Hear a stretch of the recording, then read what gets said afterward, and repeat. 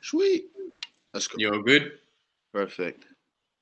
Hey, mate. Well, first of all, congratulations on the fight being announced. This is one that I feel like you've had in the back of your mind for a while now. I remember speaking to you back before even UFC 230, and Paulo Costa was a guy that you wanted to face.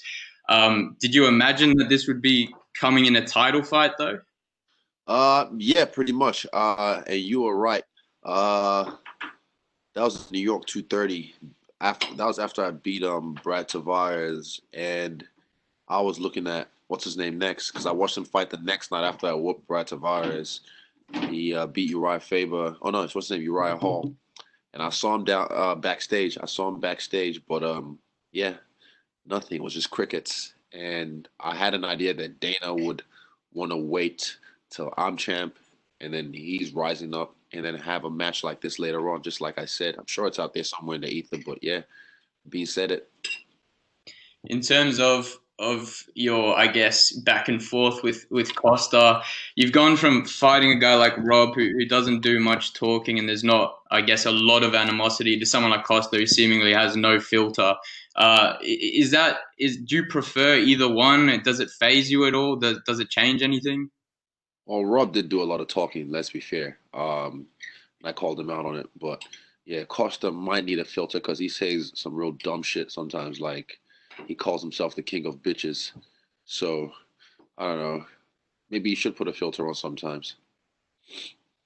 He recently revealed that he's walking around at, I think, 220 pounds, which means he's got a fair bit to cut before fight night. Does his size phase you at all? Like, obviously, he's one of the, I guess, bigger middleweights. You're all weighing in at the same weight, but does that phase you at all? Nope, never has, never will. I fought at heavyweight in boxing, kickboxing, and I will plan on fighting at heavyweight in MMA at some point. But yeah, this is martial arts. This is skills. Size makes a difference if you know how to use it and if you're allowed to make a difference. But yeah, I'm.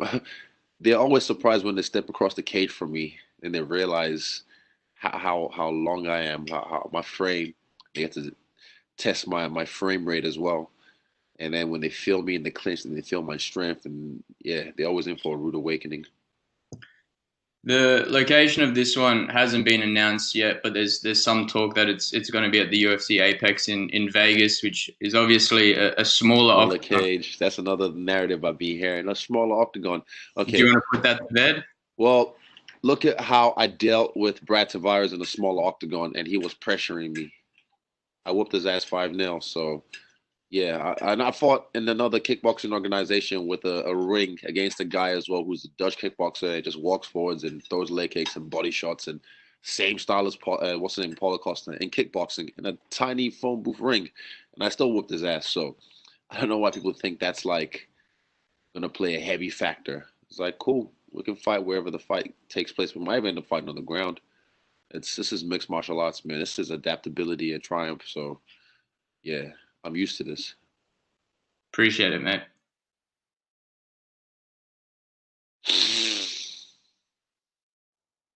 Thanks, Scotty. We're going to go now to Chris Reed from New Zealand Herald. G'day, mate. Just wondered if you could talk to the, I guess, the history around this event. Obviously, yourself and Costa both being undefeated, and a few of your teammates joining you for the ride. Yeah, me and Costa have been two rising forces in the UFC, and I initially called him out after I beat Brad Tavares. I told Dana White when I met him for the first time, I told him I want to fight that guy next, and he kind of alluded to the fact that it's probably not the best fight for now because it'll take a while to build us up as our own entities and then have a super fight like we are right now. So yeah, it's a perfect storm. But yeah, I've been trying to fight him for a while, and he tried to say he doesn't know who I am. Ha ha ha. Boy, you know who I am now. And obviously, you would have known for a little while that Brad, Shane, and Kai are going to be on the card with you. Could you just talk about how good it is fighting with the boys again? Fuck yeah. I mean, we've done a three-peat twice now, so now we're gonna do what do you call it? Quadruple peat, quadripete, however you call it. But yeah, it's beautiful because right now we're all together, huddled up, locked down at the gym, and this is literally, I can say this for a fact, the best training camp I've been having. Just because we're here at the gym, wake up, train, chill. It's just back to the simple life. It kind of throws it back for me to how I was in China, like the simple things. And all I had in my mind was the pursuit of greatness. So even if this lockdown ended on Sunday or last Friday, I would have still taken the 3 days being here as a refresher because you need sometimes a refresher or a reset. And being here has done that for me because I have fuck all to do outside of this. I have no distractions. I have no obligations. All my responsibilities I handle over the phone or online. And I've learned to say no to a lot of new things and just focus on what I want to do. Wake up in the gym, train, eat, have a nap, and then wake up, train again, chill with the boys, and sleep. Just on lockdown, was it frantic at all trying to organize getting the boys into the gym before the deadline? No, not at all. It was easy because we're always in the gym anyway. We pretty much spend half our times here, so we are our own bubble anyway. So yeah, it wasn't an issue. You just said, "Oh yeah, I've got an idea." Blah blah blah. Cool. We're in there within the hour. Sweet man, that's all from me. Thank you very much. Thanks, Chris. I'm going to go to Mike Bond now from MMA Junkie. Can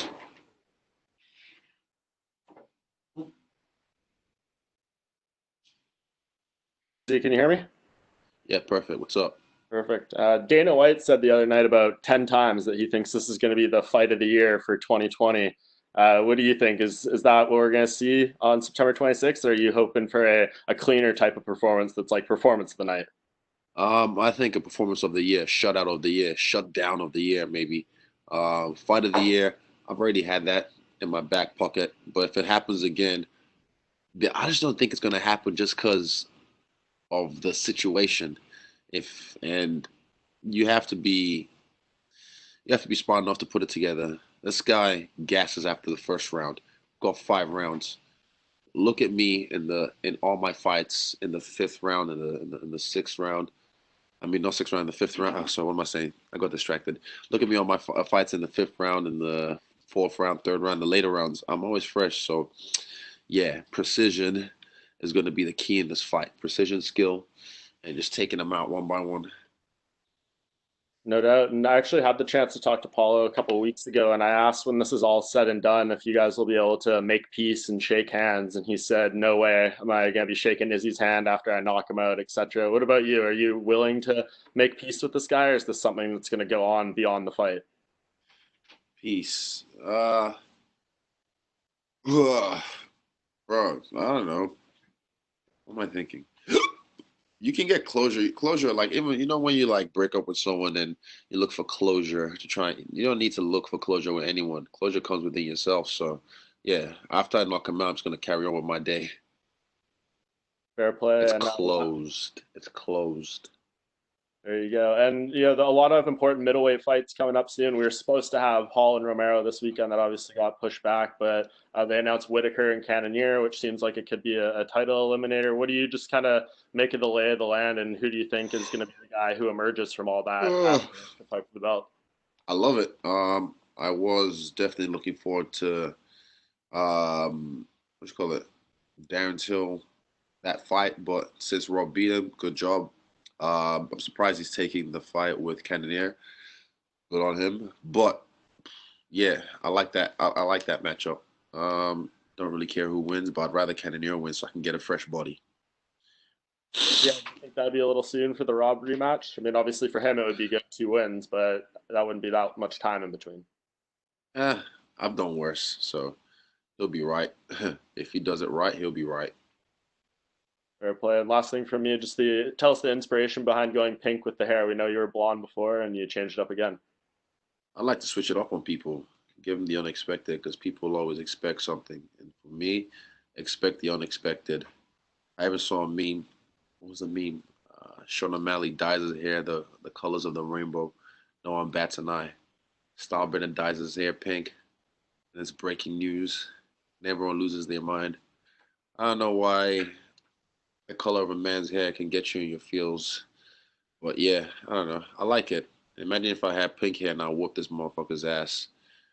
It might be another color by the time the fight comes around, but right now I'm fucking with this. It's beautiful. It's like candy floss. Excellent. Thanks, Izzy. Appreciate it. All good. Thanks, Mike. I'm going to go now to Clay Wilson from Radio New Zealand. Hey, Izzy. How you doing, mate? Very well. What's up? What's up? Hey, you spoke about it a bit before, but just in terms of Auckland going into level 3, how much impact has that had or not had in terms of your training, and how's it working logistically? How are you managing you guys?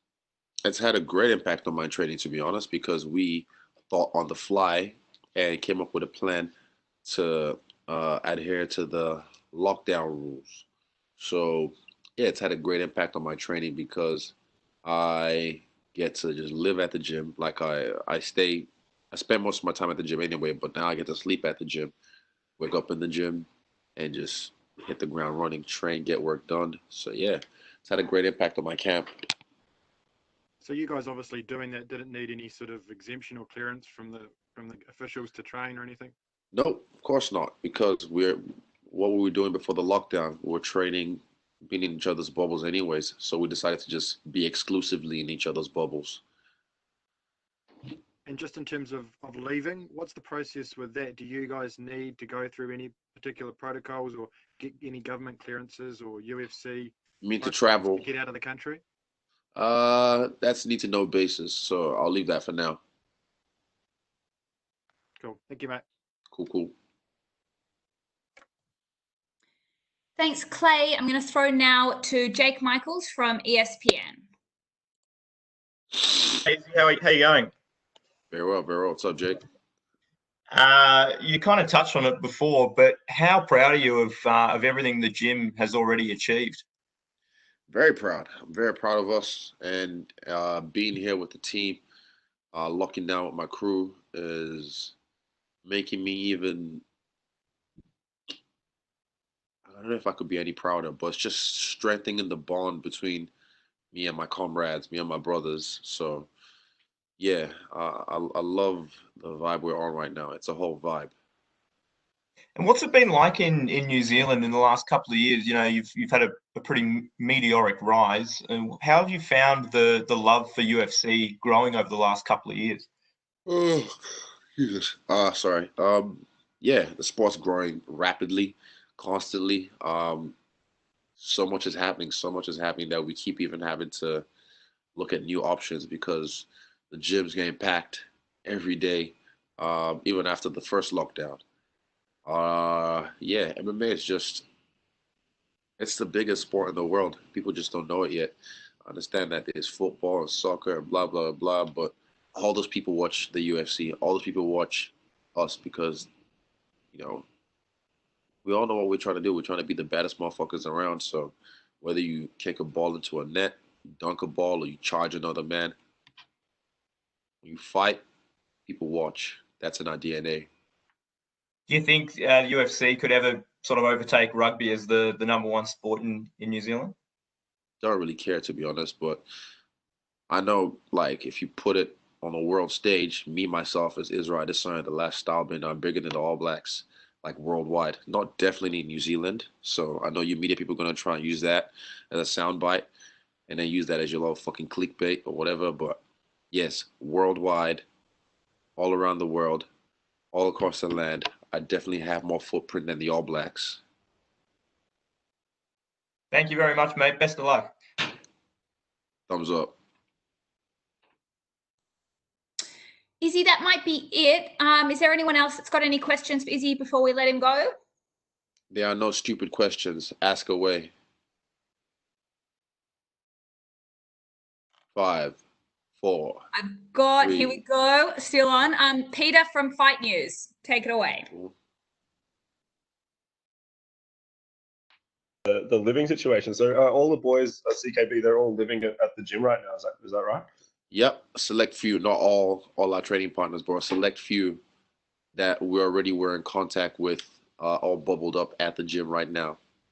And do you mind just going into a little bit more detail? Like, is everybody bunking on the ground, or how does that work? Yeah, we can go in detail. So, okay, my situation, right? So I got the single mattress from my house out west. I got my brother to bring it, and I put it fucking on the hardwood floor, and I was sleeping on it. I was being all nostalgic, like fuck, this is like how China and Diamond's like my roommate, or he's in the jiu-jitsu room with me, or with a few other people, and I'm just vibing this whole nostalgic thing.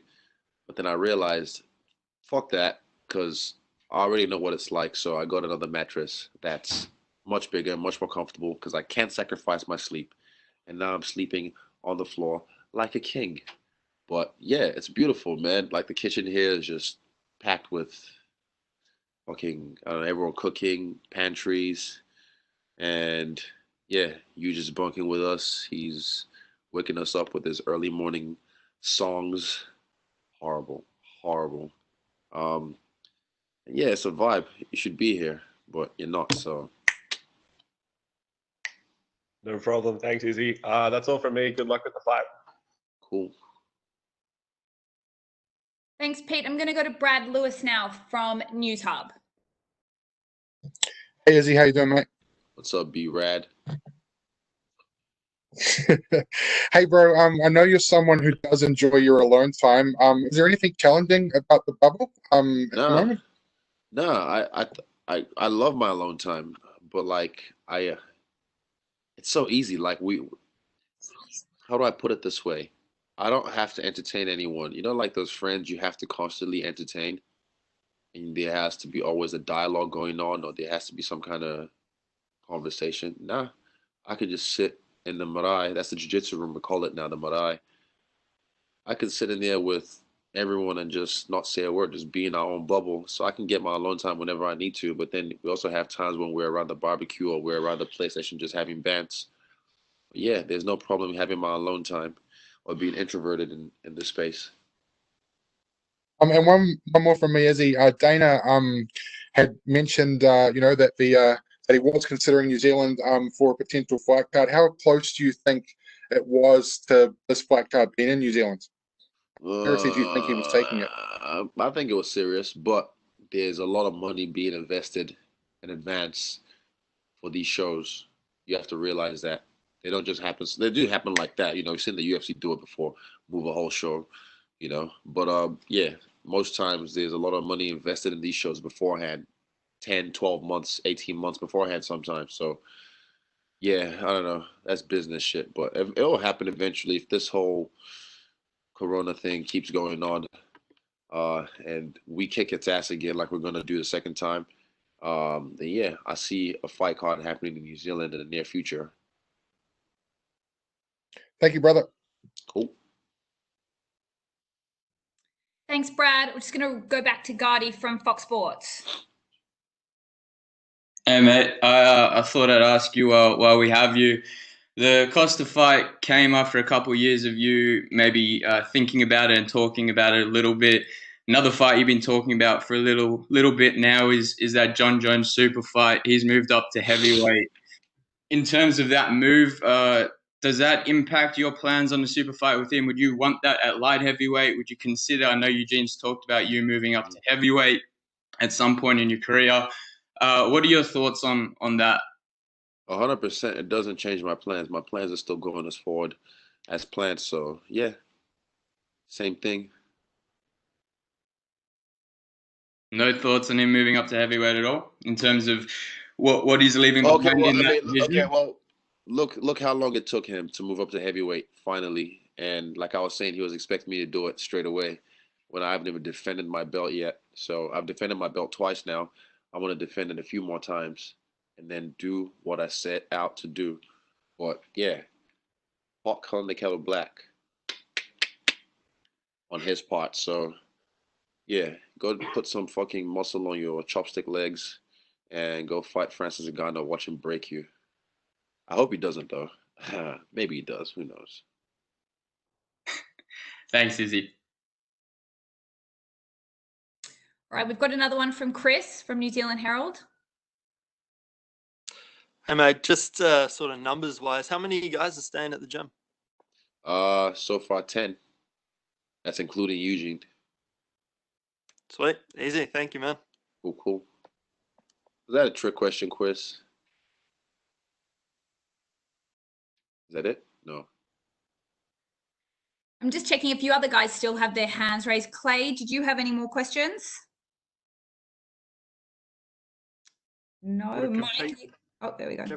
Given what's going on in the world and the fact that New Zealand's come back under more restrictive conditions, how do you feel about just having the chance to compete and you'll have probably a few more eyeballs even than you would have had in a normal circumstance? It's a good question. I think it is awesome. I think it is cool. Yeah, more money. That's how I see it. The pay-per-view always goes up, like it did for the first lockdown when these dudes got what was it? I think it was 250 or 249, whatever card it was. Uh, yeah, just more money, more eyeballs. So it makes sense. I'm looking forward to it. It's a great fight as well. Great opponent, stylistically. Yeah, it's gonna be a showout, and I can't wait. And we've got three other guys as well on the card. Yeah, it's just that it's the same feeling I'm used to. We've had it twice in Melbourne with the boys, where it's just we go through the camp together and then we rise together in the trenches when it's time to go to work. So it's familiar to me. And just in terms of your standing in the UFC, what do you think a win over Paulo does? Where does it put you in terms of the sort of level of stardom and that rise that you've had? I think it's great. I think it's great for me because it's that the aesthetic of it. Like I'm this skinny person, this little frail kid that everyone looks at, and then he looks like the perfect antagonist. He's big, bulky, juiced to the fucking gills, and he's a marauder. He's a guy that beats everyone on the fence. So when I come in there with some Bruce Lee shit, fuck him up.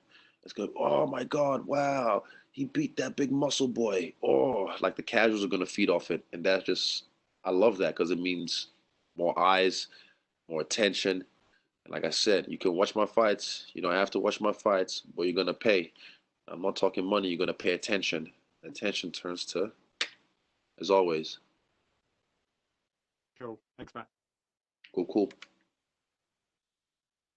Thanks, Clay. All right, last question. We're just going to finish with Mike Bond if you've got any more questions. Two for you, just two for you. I think you did a nice job selling it there a little bit, but to circle back to this fight, it's a special one in the fact it's just the second time in UFC history two male fighters who are undefeated have fought for a belt. The other one being Lyoto Machida and Rashad Evans way back in 2009. UFC 98. I remember that. Yes, sir. So like that's a pretty special moment. I know you're a big combat sports fan and everything. Can you just speak to what that kind of means, having this type of matchup come together and to be part of it? This is perfect. What I was expecting from my last fight is gonna happen this fight.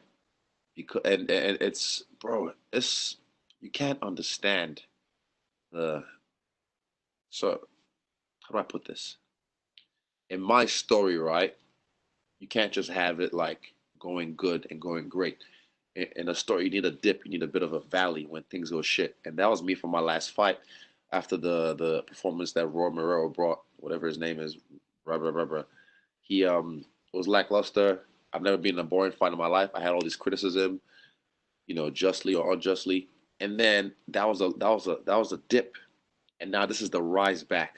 And what better antagonist than this guy who was undefeated, a KO artist. He looks the way he does, ballooned up. And it's like David and Goliath. And I fucked this guy up. It's spectacular, as they would say. Someone's always got to go. Yeah, it's a beautifully set up story. Yeah, it's a beautifully set up story. You couldn't write the shit. You could, but it's real. Israel. Love it. And last thing, haven't got to speak to you since you were announced as the cover athlete for the UFC 4 video game. Someone who's such a fan of that world and anime and all that kind of stuff, just what does that mean to be a cover athlete on a video game like that? Yeah, it's dope. It's premonitions, man. I've always felt I was going to be on the cover of the game. I like the new look of the game. I like the different modes. Like I think I'm in the Kumite mode. Like I run that shit. Um, yeah, it's cool. It's just like I buzz about it, but I know the kid in me, like the 11-year-old Izzy, would be going nuts to be able to play himself right now. And I've only had a chance to play it a couple of times already, but yeah, soon.